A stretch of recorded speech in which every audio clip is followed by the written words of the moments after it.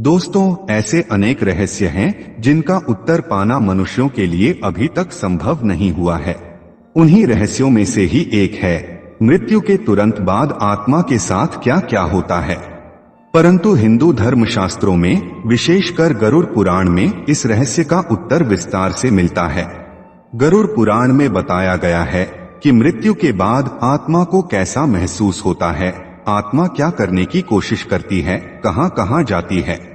यमदूतों द्वारा पापी आत्माओं को किन अलग अलग मार्गों से ले जाया जाता है और किन आत्माओं को स्वर्ग या नर्क की प्राप्ति होती है। दोस्तों, गरुड़ पुराण के अनुसार अगर आप भी जानना चाहते हैं कि आखिर मृत्यु के तुरंत बाद आत्मा के साथ क्या क्या होता है, तो वीडियो को अंत तक जरूर देखें। नमस्कार दोस्तों, स्वागत है आपका हमारे चैनल को सब्सक्राइब कर लें और कमेंट बॉक्स में जय श्री नारायण लिखकर परमात्मा को अपना आभार व्यक्त करें। दोस्तों, गरुड़ पुराण के पहले अध्याय में आत्मा शरीर को कैसे छोड़ती है और उसके बाद आत्मा के साथ क्या क्या होता है, इस बारे में विस्तार से बताया गया है। जब भगवान विष्णु के वाहन पक्षीराज गरुड़ ने नारायण से भयंकर यम मार्ग के बारे में पूछा, तब श्री हरि विष्णु ने आत्माओं की यात्रा के बारे में बताते हुए कहा कि जो मनुष्य हमेशा पाप कर्म करते हैं और कामनाओं के भोग में निरंतर लगे हुए हैं, वे अपवित्र नरक में गिरते हैं और यम यातना प्राप्त करते हैं, जबकि जो पुण्य आत्माएं होती हैं उन्हें स्वर्ग प्राप्त होता है।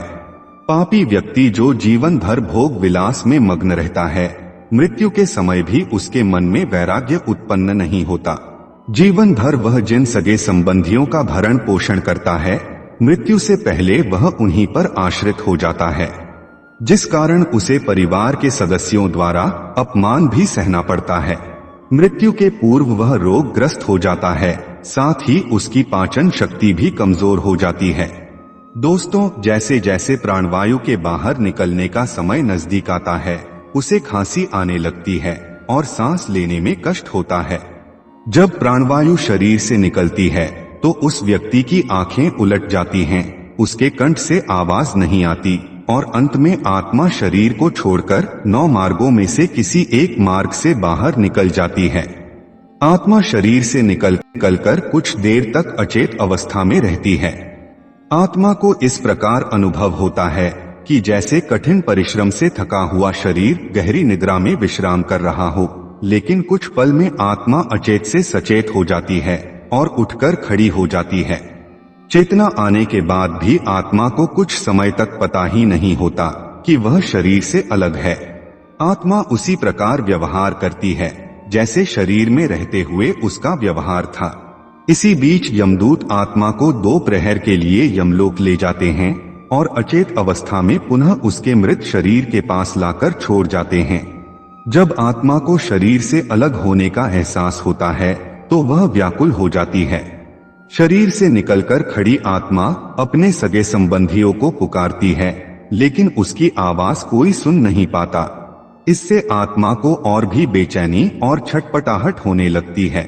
आत्मा परेशान होकर आसपास के लोगों से कुछ कहना चाहती है, पर उसकी आवाज बस उसी तक गूंजकर रह जाती है, क्योंकि वह भौतिक नहीं अभौतिक ध्वनि होती है और मनुष्य केवल भौतिक चीजों को ही महसूस कर सकता है।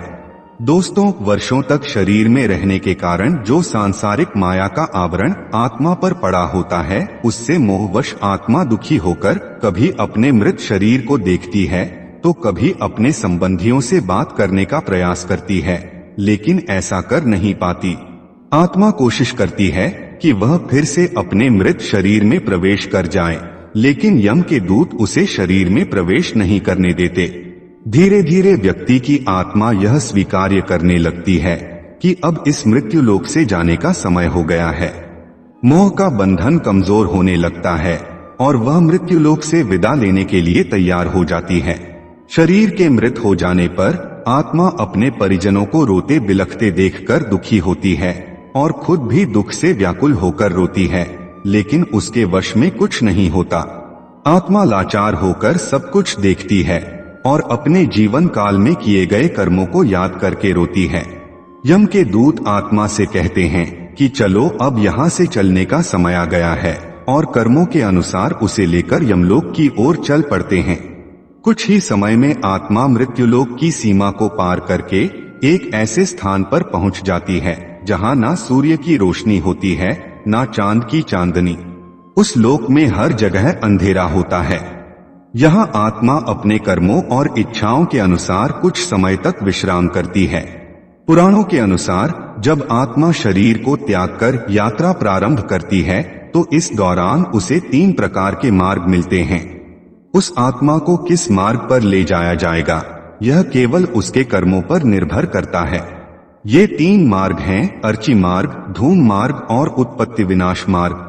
दोस्तों, जो मनुष्य अपने जीवन काल में निष्ठा और नियम के साथ निष्काम भाव से अपने कर्तव्यों का निर्वहन करता है, भगवत भक्ति करता है तथा भाग्यवादी न बनकर कर्मठ होता है, मृत्यु के बाद उसकी आत्मा को अर्ची मार्ग से ले जाया जाता है।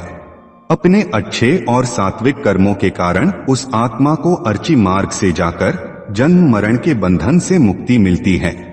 दोस्तों, अर्ची मार्ग में 12 लोक पड़ते हैं। इनमें से कुछ प्रमुख लोकों के बारे में आपने भी सुना होगा। ये लोक हैं अग्निलोक, जिसके प्रमुख देवता अग्निदेव हैं, वायुलोक, जिसके प्रमुख देवता वायुदेव है, सूर्यलोक, इसके प्रमुख देवता सूर्यदेव है, चंद्रलोक, जिसके प्रमुख देवता चंद्रदेव हैं, और ब्रह्मलोक, जिसके प्रमुख देवता स्वयं ब्रह्मदेव हैं। प्रत्येक लोक के देवता से आत्मा का साक्षात्कार होता है और वे आत्मा का मार्गदर्शन करते हैं। सर्वप्रथम वह जीवात्मा अग्नि लोक को जाती है और उसके बाद एक एक करके अन्य लोकों को। इस प्रकार 12 लोकों का भ्रमण करते हुए आत्मा अंत में जाकर श्री हरि सच्चिदानंद स्वरूप भगवान विष्णु में प्रकाश पुंज के रूप में समाहित हो जाती है। दोस्तों, इसी अर्ची मार्ग से जाने वाले जीव मोक्ष को प्राप्त होते हैं और फिर दोबारा संसार में कभी जन्म नहीं लेते। जबकि जो मनुष्य अपने जीवन काल में सकाम भाव से पुण्य करते हैं, मरने के बाद उनकी आत्मा को धूम मार्ग से ले जाया जाता है। धूम मार्ग से जाने वाले जीव स्वर्ग को जाते हैं। स्वर्ग में अपने पुण्य कर्मों के फल भोग कर पुनः इस संसार में जन्म लेते हैं। दोस्तों, यहाँ ध्यान देने वाली बात है कि सकाम भाव से किए हुए पुण्य, यज्ञ आदि कर्मों द्वारा धूम मार्ग की प्राप्ति होती है और निष्काम भाव से किए हुए कर्मों से अर्ची मार्ग अर्थात मोक्ष प्राप्त होता है। जो व्यक्ति देवताओं तथा वेद को नहीं मानता, जीवन भर पाप कर्म करता है, वह उक्त दोनों मार्गों को प्राप्त नहीं होता। वह इन दोनों से भिन्न अशास्त्रीय मार्ग अर्थात उत्पत्ति विनाश मार्ग को जाता है। यह नरक की यात्रा के लिए है। पापी आत्माएं इन मार्गों से होते हुए यमपुरी पहुंचती हैं और यमराज के सामने जीवन में किए गए अच्छे बुरे कर्मों का हिसाब देती हैं। दोस्तों, अर्ची मार्ग ब्रह्मलोक और देवलोक की यात्रा के लिए होता है, वहीं धूम मार्ग पितृलोक की यात्रा पर ले जाता है। 1,00,000 योजन में फैले पितृलोक का उल्लेख गरुड़ पुराण और कठोपनिषद में मिलता है। इस मार्ग से जाने वाली जीवात्मा को दोबारा मनुष्य योनि में जन्म मिलता है। स्वर्ग और नरक में गई हुई आत्माएं जब अपने कर्मफल का भोग कर लेती हैं, तो उन्हें फिर से पृथ्वी लोक पर आकर जन्म मृत्यु के चक्र में उलझना पड़ता है। जो आत्माएं स्वर्ग से वापस आकर पृथ्वी लोक में जन्म लेती हैं, उन्हें मनुष्य योनि प्राप्त होती है, जबकि नरक से वापस आने वाली आत्मा को पशु पक्षी, पेड़ पौधे या अन्य योनियों में भटकना पड़ता है।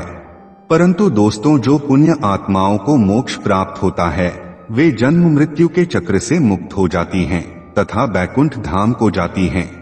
यदि कोई मरता हुआ व्यक्ति ईश्वर के नाम का जाप करता रहे तो मान्यताओं के अनुसार उसे भी यमराज के दंड का सामना नहीं करना पड़ता। साथ ही भगवान विष्णु उसे अपने श्री चरणों में स्थान देते हैं। मोक्ष प्राप्त करना आत्मा का अंतिम लक्ष्य है। मोक्ष मिलने पर आत्मा भगवान में विलीन हो जाती है। अब आत्मा जीवन मरण के चक्र से हमेशा हमेशा के लिए मुक्त हो जाती है और किसी भी प्रकार के शरीर को धारण नहीं करती। इसलिए दोस्तों, हमें भी अपने जीवन काल में ऐसे ही कर्म करने चाहिए जिससे मोक्ष प्राप्त हो। दोस्तों, उम्मीद करता हूँ आपको पता चल गया होगा कि मृत्यु के तुरंत बाद आत्मा के साथ क्या क्या होता है। अगर ये बातें आपको समझ आई हो तो वीडियो को लाइक करें और अपने बंधु बांधवों को शेयर करें।